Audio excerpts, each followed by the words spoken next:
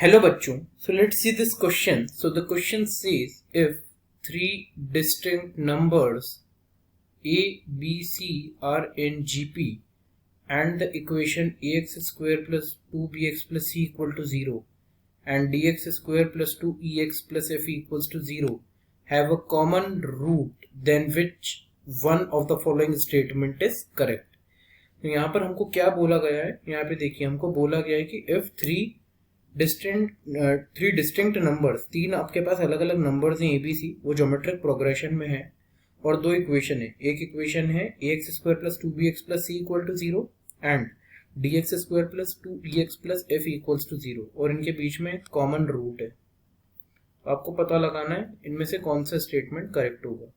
तो इस क्वेश्चन को सॉल्व करने के लिए जो हमारा की कंसेप्ट रहेगा, the key concept to solve this question is, बस आपको एक छोटा सा यहाँ पर कंसेप्ट पता होना चाहिए कि अगर आपके पास तीन नंबर्स ज्योमेट्रिक प्रोग्रेशन में हैं तो ये एक रिलेशन को सेटिस्फाई करेंगे और वो रिलेशन है B square equals to A C, यानी कि मिडिल टर्म का स्क्वायर कर दीजिए and it will be equal to product of the other two terms.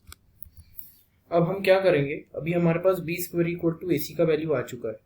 अब हमको इक्वेशन दिया हुआ है a x square plus 2bx plus c equals to 0। और यहाँ से मैं क्या करूँगा, b का वैल्यू कितना होगा, अगर b स्क्वायर ए सी है तो ये बराबर होगा b का वैल्यू रूट ऑफ ए सी के। तो यहाँ पर मैं b को रिप्लेस करूँगा तो यहाँ पर आ जाएगा, देखिए ax square plus 2 times root of a into root of c into X plus c equals to 0। मैं यहाँ पर क्या कर सकता हूँ, मैं a को लिख सकता हूँ root a x whole square plus 2 root a root c x plus c को लिख सकता हूँ root c whole square equals to 0। अब ये आइडेंटिटी बन गई है a x square plus 2ab प्लस बी स्क्वायर। तो यहाँ पर मैं लिख सकता हूँ इसको root a x plus root c whole square, ये बराबर होगा 0 के। स्क्वायर को आप पहुंचा दीजिए राइट हैंड साइड पे, तो root a x plus root सी ये 0 के बराबर होगा। तो यहाँ से x का वैल्यू कितना आ जाएगा, यहाँ पर x का वैल्यू आ जाएगा minus root of c upon root of a. इसको ऐसा भी लिख सकते हैं x equals to minus root of c upon a. तो हमने x का वैल्यू निकाल लिया है। अब as per the question ax square plus 2bx plus c equal to 0 और dx square plus 2ex plus f equal to 0 के बीच में कॉमन रूट है। अब x का वैल्यू यहाँ पर ये आ रहा है, तो ये हमारा एक रूट तो है यहाँ पर, तो ये सेटिस्फाई भी करेगा दूसरी quadratic equation dx square plus 2ex plus f को। तो इसमें हम सेटिस्फाई करा देते हैं। तो देखिए हमारे पास दूसरी क्वाड्रेटिक इक्वेशन क्या है, dx square plus 2ex plus f equals to 0।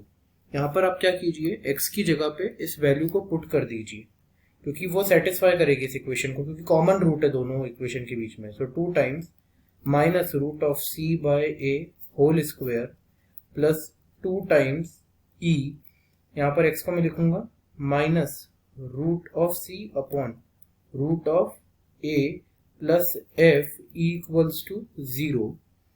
अब जब हम इसको सॉल्व करेंगे, देखिए हमें क्या मिलेगा, यहाँ पर सबसे पहले मेरे पास आ जाएगा d times c upon a plus, अच्छा यहाँ पर माइनस साइन है आपके पास, यहाँ पर आपके पास क्या है, माइनस साइन है।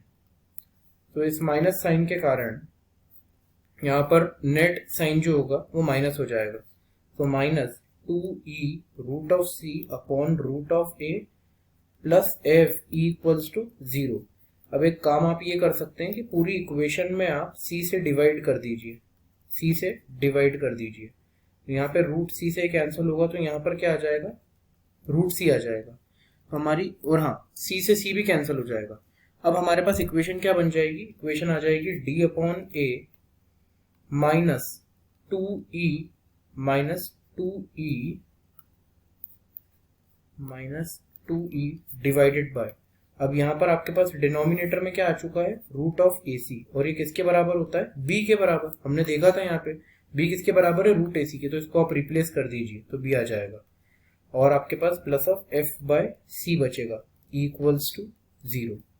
अब आप इस 2e/b माइनस ऑफ 2e/b को राइट हैंड साइड पे ले जाएं तो आपकी इक्वेशन बन जाएगी 2e/b equals to d/a plus f/c।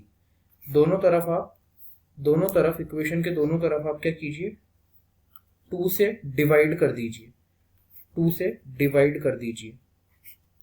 तो यहाँ पे 2 से 2 कैंसिल हो जाएगा, तो यहाँ पर आ जाएगा e/b equals to d/a plus f/c divided by 2। तो अगर आप ध्यान से देखें इसको, अब मान लीजिए आपके पास तीन टर्म्स हैं p, q और r, और ये अगर अरिथमेटिक प्रोग्रेशन में है तो एक रिलेशन को सेटिस्फाई करेगी, that is q equals to p plus r by 2। और यहाँ पर भी वही हो रहा है, e/b equals to d/a plus f/c by 2। That means what, यहाँ से एक चीज सामने आ रही है आपके पास, यहाँ से एक चीज सामने आ रही है e/b, ओके, d/a, e/b और f/c, ये आपकी टर्म्स कैसी है अरिथमेटिक प्रोग्रेशन में। तो यहां से एक चीज सामने आ रही है कि d/a, e/b और f/c कैसे हैं अरिथमेटिक प्रोग्रेशन में। सो ये हमारा आंसर हो गया, d/a, e/b और f/c अरिथमेटिक प्रोग्रेशन में। So that is the answer of the question. So according to our answer, which option we will mark? d/a, e/b और f/c अरिथमेटिक प्रोग्रेशन में option 3 is the correct answer of the question. Option 3 is the correct answer of the question and that is all about solution of the question.